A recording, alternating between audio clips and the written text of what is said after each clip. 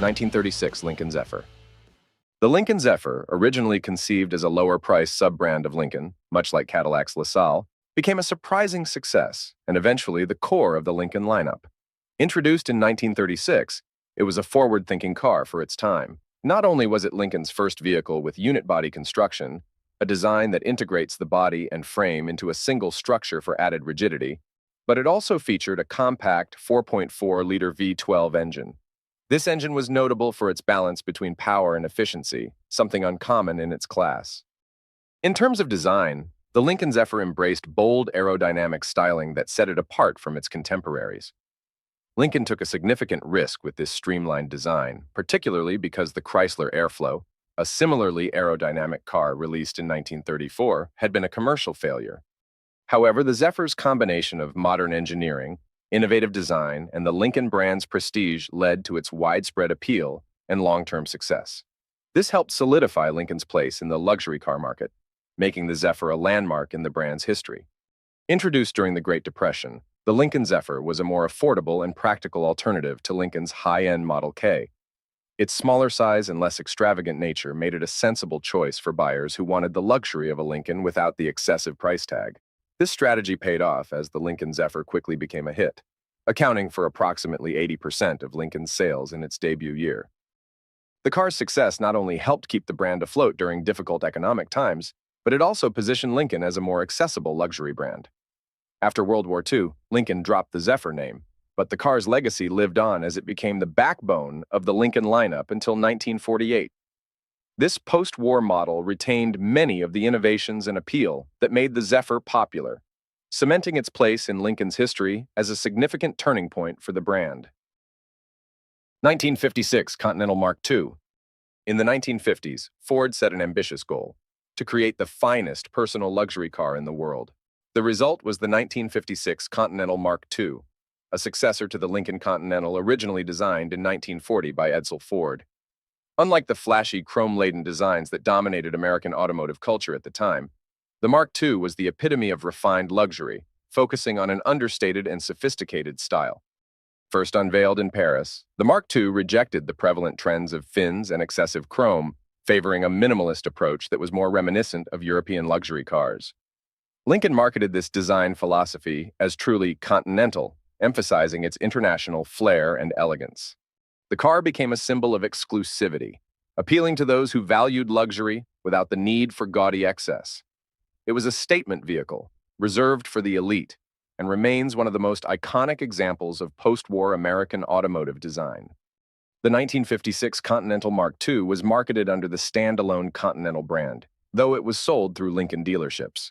It was a testament to Ford's commitment to creating a luxury car of the highest caliber, largely hand-built with meticulous attention to detail. The car featured imported Scottish leather upholstery, a multi-coat hand-rubbed lacquer finish, and nearly every conceivable luxury feature at the time. The only option available was air conditioning, as the car came fully loaded with other amenities. With a price tag of $9,960, equivalent to about $102,000 today, the Mark II was positioned near the cost of a Rolls-Royce, underscoring its exclusivity and high-end nature.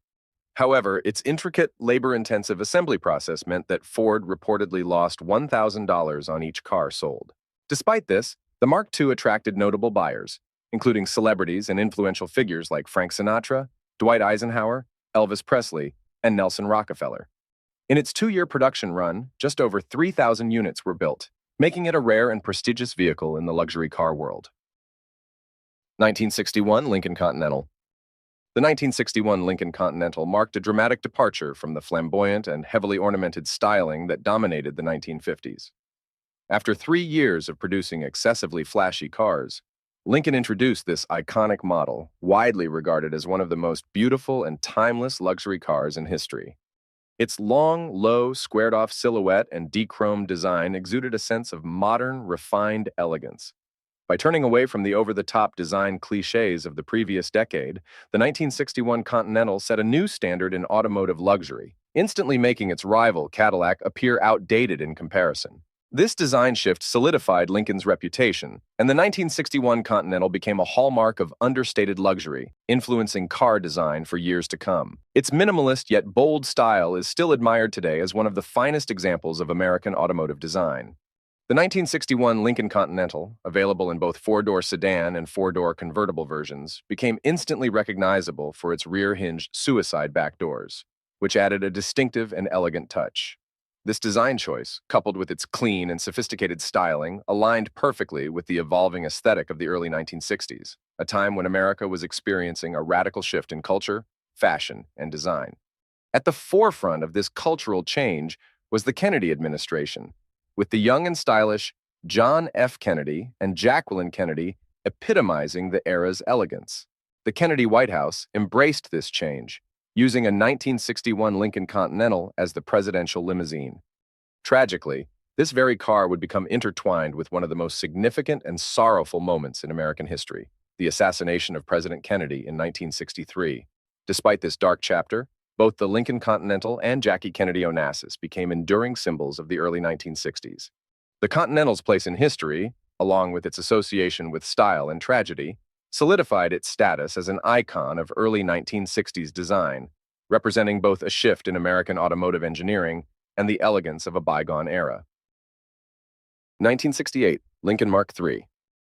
The 1969 Lincoln Continental Mark III may have represented the epitome of the rolling waterbed era of American luxury cars, but from a business perspective, it was nothing short of a massive success. At the time, the Lincoln Mercury division was drowning in financial losses, and drastic action was needed to turn things around. Enter Lee Iacocca, then Ford's executive vice president of the car and truck group, who saw an opportunity to create a new luxury vehicle using an existing platform, the Ford Thunderbird. Iacocca directed his team to build an affordable luxury car with a recognizable prestige symbol, a Rolls-Royce-style grille. The result was the Continental Mark III, which merged personal luxury styling with classic Lincoln grandeur. Despite being developed on the cheap, the Mark III's $6,585 price still managed to pack in a hefty profit, with $2,000 of that being pure profit, according to Iacocca. In its very first year, the Mark III outsold its primary rival, the Cadillac Eldorado, fulfilling Lincoln's goal of surpassing Cadillac in the lucrative personal luxury car market. This sales triumph helped transform the Lincoln Mercury division from a financial liability into a profitable powerhouse for Ford, cementing the Mark III's legacy as a pivotal model in Lincoln's history. The Lincoln Continental Mark III wasn't known for innovation, but it had one thing that commanded attention: power. Under the hood, the Mark III packed a 7.5-liter V8 engine capable of producing a massive 500 pound-feet of torque. This raw power translated into impressive performance for a vehicle of its size. Motor Trend clocked the 2.5-ton coupe going from 0 to 60 miles per hour in just 8.6 seconds, a notable feat for such a heavy luxury car in 1968. While it may not have broken new ground in terms of design or technology, the Mark III was instrumental in turning around Lincoln's fortunes. It helped the brand regain profitability and, ultimately, saved Lincoln from potential demise. Without the Mark III's success, Lincoln might not have survived to celebrate its 50th anniversary, let alone its 100th. The car's blend of performance and luxury ensured that Lincoln remained a viable contender in the high-end automotive market at a time when the brand's future was uncertain. 1984 Lincoln Mark VII LSC. Lincoln spent the bulk of the 1970s selling overstuffed, overchromed, and highly profitable land yachts to a loyal base of so-called traditional buyers. So the Mark VII luxury sport coupe was a daring gamble. It was compact and aerodynamically styled with sparing use of brightwork, based on the Mustang's Fox platform with an electronic air suspension, intended to give some semblance of credible handling without need to decushify the ride too severely. Throughout the model run, Lincoln cautiously upped its bets, raising the 4.9-liter V8's output from 140 horsepower to 200, then 225 horsepower, and 300 pound-feet of torque, with the Mustang GT's high-output engine. The LSC swapped digital gauges for analog and introduced America's first four-wheel anti-lock braking system. By the late 1980s, the LSC had earned a reputation as a credible sports sedan, one that could run with, if not exactly outrun, the Germans. 1990 Lincoln Town Car. The 90 Town Car, winner of Motor Trend's 1990 Car of the Year award, was a true mind-bender. illustrating what could happen when modern design and engineering was applied to an old-fashioned style of motoring. Based on the, even then, aging Panther platform, the 1990 Lincoln Town Car was just as big, just as plush, just as soft, and just as silent as any of Lincoln's Malaise-era blimps. And yet it was modernized with slick aerodynamic styling, speed-sensitive steering, and a slightly tighter suspension that gave it genuine driver appeal. All that was missing was a modern engine, which came in the form of a 4.6-liter overhead cam V8 introduced for '91.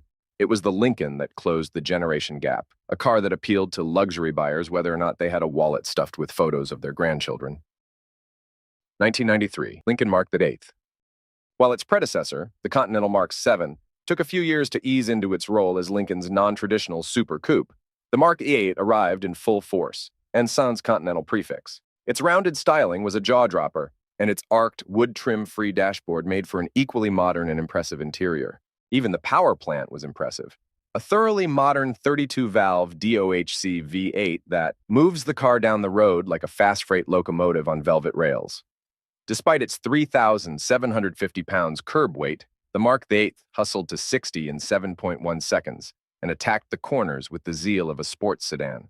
Just as the 1990 town car was a link to Lincoln's past, the Mark VIII looked at the time to be forging a path to the future. 1998, Lincoln Navigator. Lincoln single-handedly kicked off the full-size luxury segment not by luck, but by doing it right. Conceived at a time when Ford still owned Jaguar, the 1998 Navigator's distinctive Lincoln-esque looks and leather and wood-slathered interior made it a proper first-class ride, while the single overhead cam 5.4-liter V8 gave it the thrust to leave the commoners in the dust. Its burly 4x4 truck mechanicals gave it true go-anywhere capability, and a 30-gallon fuel tank ensured one need not stop on the way to nowhere. For the first time in recent memory, Lincoln outsold Cadillac, which scrabbled to create the Escalade by putting a wreath and crest grille on a GMC Yukon Denali, a move that only underscored the merits of the Navigator. Cadillac soon got it together and introduced a new Escalade that overtook the Navigator in both sales and prestige and comparison tests. But it was the Lincoln Navigator that set the tone for this still hot segment. 2000 Lincoln LS. Despite some promising cars in the previous decade, the LS was the last thing anyone expected from Lincoln. An honest-to-goodness rear-wheel drive sports sedan, manual transmission and all, the LS was based on the same platform that underpinned the Jaguar S-Type, and yet it offered a very American V8, albeit in a very European 3.9-liter size. The styling was rather understated compared to the contemporary and very handsome town car, but the interior was properly posh, proving that Lincoln had learned some lessons from Cadillac's failed 1996 Ketera. And the driving experience was fantastic. While not quite up to the skill levels of its Japanese and European rivals, the LS was genuinely skilled and huge fun to wheel around a racetrack, which was the last thing we expected from a Lincoln short of it sprouting flowers from the dashboard. Mototrend named the LS as the 2000 Motor Trend Car of the Year, and lament to this day that it has never had a proper successor. 2020 Lincoln Aviator. Though based on Ford Explorer bones, the Lincoln Aviator has its own high-lux personality, with an interior that no Euro luxury car owner could complain about. It's also one heck of a straight-line performer, particularly in 494 horsepower and 630 pound-feet Grand Touring hybrid form. Not bad for a vehicle that can also run emissions-free on pure battery power. Like many of history's best Lincolns, the Aviator can match its skills against serious high-dollar European luxury marques, not to mention its domestic rival, and come out with its headlights held high. It's a little early to say for sure, but we think history will remember the Aviator as one of the Lincoln's great cars. Let me know what you thought of this video, and if you enjoyed it, make sure to like and subscribe. Don't forget to check out my other videos.